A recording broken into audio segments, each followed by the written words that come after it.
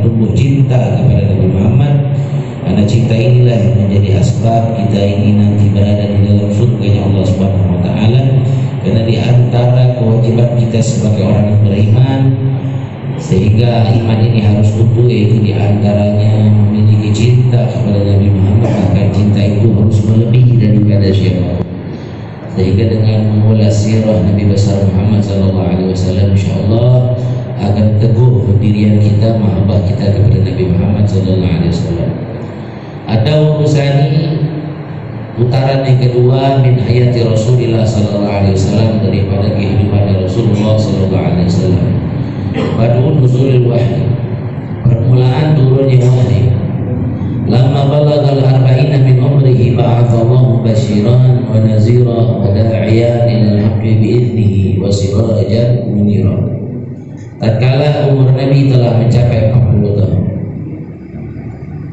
40 tahun Nabi Muhammad SAW diangkat menjadi Rasulullah, menjadi utusan Allah Subhanahu wa taala, di mana 40 ini adalah satu bilangan umur yang menjadi patokan bahkan mayoritas para mursalin diutus menjadi para rasul, kecuali hanya beberapa rasul saja.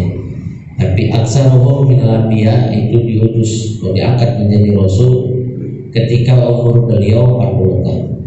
Namun perlu kita ketahui, mereka para anbiya, para mursalin adalah hamba Allah yang maksum, sehingga di usia-usia beliau yang belum mencapai 40 tahun pun masih menjadi kandidat para nabi, ya, menjadi calon nabi, itu pun sudah dijaga oleh Allah Subhanahu wa taala.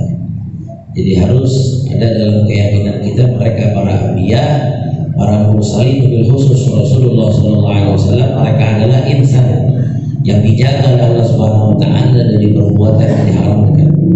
Bahkan perbuatan yang tidak haram namun ada kesia-siaan pun itu terjaga, khususnya Nabi kita Muhammad SAW, sehingga tidak ada lagi lisan-lisan jahil, lisan-lisan bodoh yang merasa dirinya kenal Nabi Muhammad tapi salah, ya, dalam mensifati Nabi Muhammad SAW. Sehingga itu tidak hanya membuat dirinya itu berdosa, namun auzubillah misalnya kita dapat mengeluarkan mereka orang dari lingkaran iman yang menjadi satu syarat untuk kita masuk ke surganya Allah Subhanahu wa taala. Lantaran mereka bodoh, buta akan sejarah Nabi Muhammad SAW. Jadi ketika Nabi 40 tahun, Allah taala atas, ya, dengan izinnya Allah Subhanahu wa taala menjadikan beliau ini sebagai basyir, sebagai seorang memberikan kabar gembira. Jadi Nabi Muhammad SAW pun demen ngasih kabar gembira, wa nadhira, dan kabar ancaman. Jadi kita ini sebagai para mubaligh dan umumnya kepada seluruh umat Nabi Muhammad yang dituntut untuk berdakwah. Jadi bukan level kiai, ustadz aja, bukan habib aja yang disuruh berdakwah, tapi setiap umat yang mengaku menjadi umat Nabi Muhammad, mereka sendiri itu harus dituntut berdakwah walaupun dengan porsinya masing-masing. Ya. Basyir, memberikan kabar gembira, wa nadhirun, dan kabar ancaman. Ya, jadi kalau ngasih tahu teman tuh jangan yang serem-serem, ya, kalanya kita kasih kabar gembira, ya, biar jantungnya stabil, ya, ada goyangnya gitu. Jangan sedih dulu, jangan girang juga. Ya, karena Nabi Muhammad SAW begitu. Wada'iyan ilal haq, ngajaknya kepada kebenaran. Biiznihi, dengan izinnya Allah. Nah, ini kita ketahui kalau Allah Subhanahu wa taala pun mengizinkan Nabi Muhammad, dan Nabi akan bertindak sesuatu dengan izinnya Allah. Jadi apa yang dilakukan Nabi Muhammad itu seatas izin Allah. Wasirajan munira, Nabi Muhammad ini bagaikan pelita yang menerangi, ya, pelita yang menerangi, ya, yang ngenakin, ya.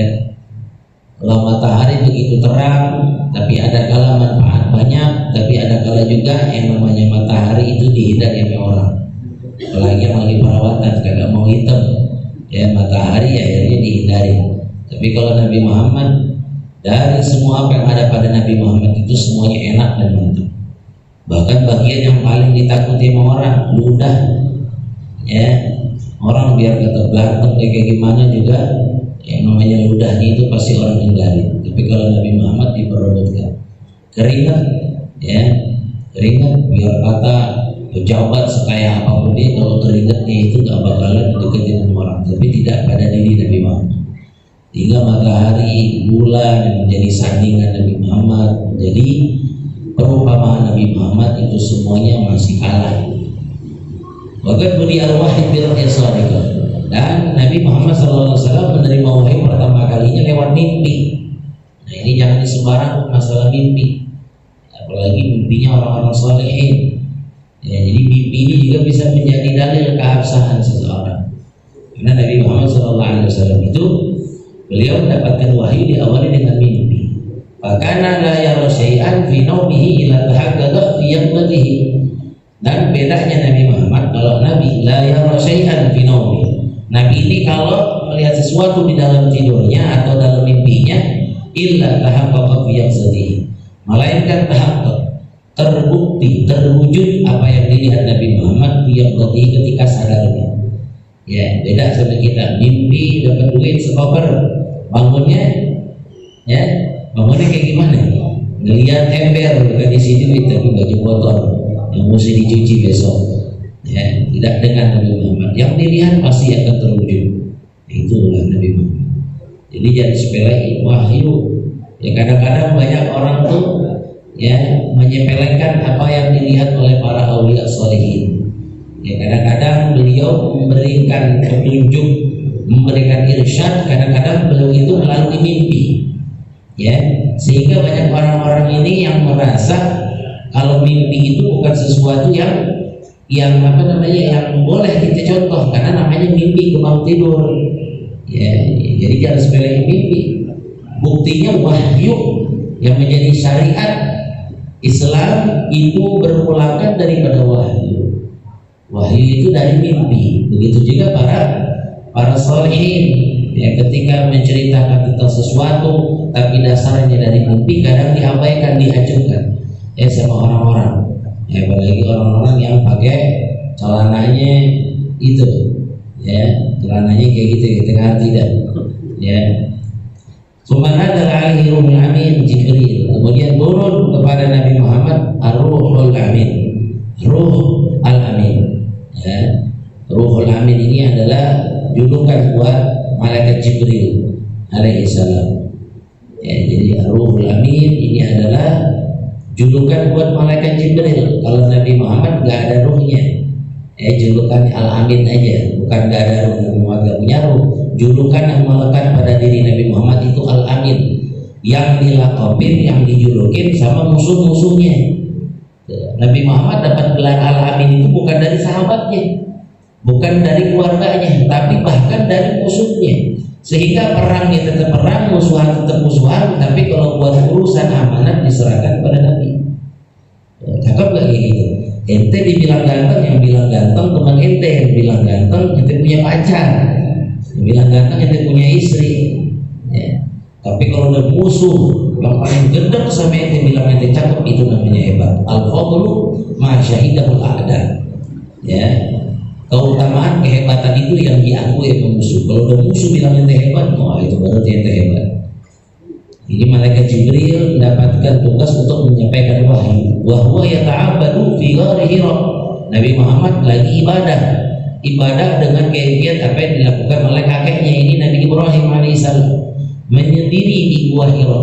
Yang kemarin dari bahas tuh mengenai menyendirinya Nabi Muhammad, melihat hiruk pikuk jahiliyah semakin melebar, semakin meluas. Nabi Muhammad, ya, seorang yang akan diutus menjadi nabi, melihat suatu hal yang bobrok daripada akhlak, melihat suatu keburukan daripada perjual belian, pokoknya yang kagak ada seni ibadahnya, tidak ada kebaikan, yang Nabi Muhammad berusaha menghindar. Ya, nyari tempat yang sepi, yaitu di Gua Hira, satu gua tempat yang cuma seumuran Nabi Muhammad, dan itu juga dilakukan oleh para salaf yang nanti bakal ya kita ketahui dari guru-guru kita yang pernah ke Hadramaut, Ustaz Ali, Ustaz Khaironi. Mereka orang menyaksikan bagaimana ma'abadnya, mihrabnya, tempat uzlahnya, khalwatnya para aslaf di tempat yang sepi, ya, bahkan seukuran badannya, ya, itu yang dilakukan sama Nabi Muhammad dan para orang-orang yang mau meneladani Nabi Muhammad SAW di zaman begitu. Ya, makanya zaman Habib Abdullah bin Al-Haddad, zaman yang banyak walinya, wali kutubnya, bahkan di situ beliau pernah ngomong ada zaman sukut wa nuzumul buyut. Ini adalah zaman kita disuruh untuk diam, ya jangan banyak ngomong. Wa nuzumul buyut, ya diam di rumah, jangan keluar, ya jangan di luar lebih bahaya lagi. Di dalam aja banyak bahayanya, kalau di sini kita bawa-bawa, ya ini bisa jadi manfaat, ya bisa jadi mudarat buat kita. Biar kata di rumah juga, ya kalau ada kayak ginian luar biasa. Biar kata di tempat yang luas tapi kagak ada ginian, itu yang disebut sekarang, ya begitu.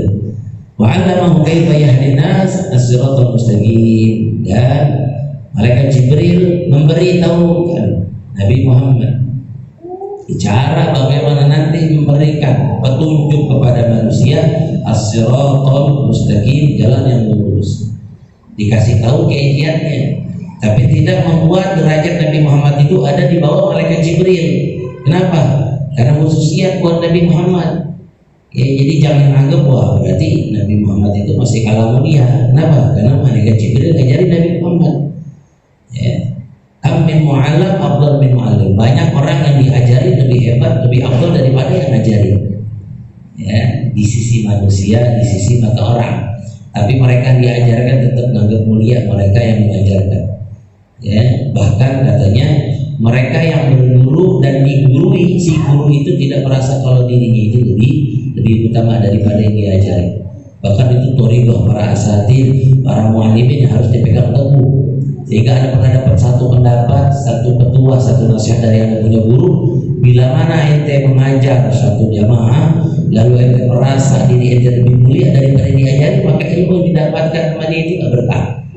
Jadi harus tanamkan dalam hati kita sebagai guru atau sebagai siapa yang menasihati, itu jangan memiliki perasaan dirinya lebih mulia daripada yang dinasihati.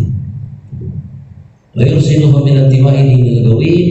Dan bagaimana cara memberikan petunjuk untuk ikutin agama Allah yang lurus ini. Nah ini adalah sepintas sekilas daripada sirah Nabi Muhammad Sallallahu Alaihi Wasallam, yang mana kita akan minta tambahan ilmu daripada guru-guru kita, ya Ustaz Ali, Ustaz Syairani, ya bagaimana apa yang mau disampaikan pokoknya yang keluar dari mulut beliau insyaallah menjadi nasihat, menjadi ilmu bisa kita amalkan. Amin ya rabbal alamin. Wa ilaihi falyatafaddal mashkur.